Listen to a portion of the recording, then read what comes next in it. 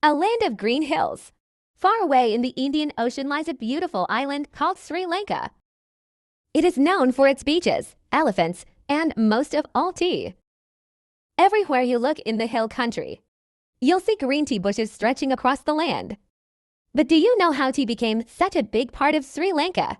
A surprise crop. Long ago, in the 1800s, people in Sri Lanka then called Ceylon grew coffee. But one day, a plant disease ruined the coffee farms. A Scottish man named James Taylor had an idea. Let's grow tea instead. He planted the first tea bushes in Kandy in 1867, and they grew wonderfully. Tea takes over. Soon, tea became very popular across the island. Plantations opened in the hills of Nuwara Eliya, Badella, and Ella. Workers picked the tiny green leaves with their hands, just like they still do today. Sri Lanka became one of the top tea producers in the whole world. How tea is grown. Tea grows best in cool places with lots of rain and sunshine. The central highlands of Sri Lanka have the perfect weather for tea. Tiny tea plants are trimmed to stay short, so workers can pluck the leaves easily. It takes 3 years for a new tea bush to grow strong enough to harvest. Picking the perfect leaves. Every day, early in the morning, tea pluckers head into the fields. They carefully pick the top to leaves and a bud from each stem.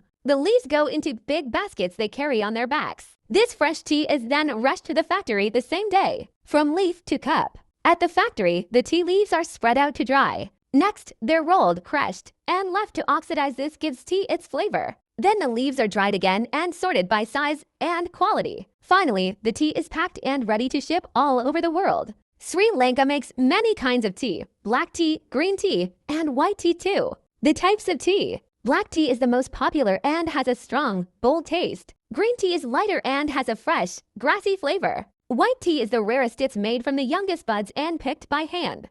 Tea growing areas. The 3 main tea growing regions are called the low-grown, mid-grown, and high-grown areas. Low-grown tea grows near the coast and has a dark, rich flavor.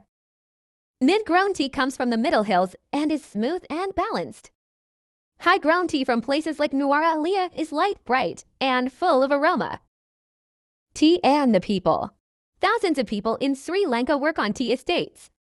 They live in small villages called line rooms and have strong community bonds.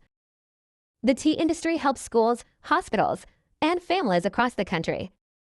For many, tea is more than a drink, it's a way of life. A cup of Sri Lanka. Today, Sri Lankan tea is enjoyed in over 100 countries.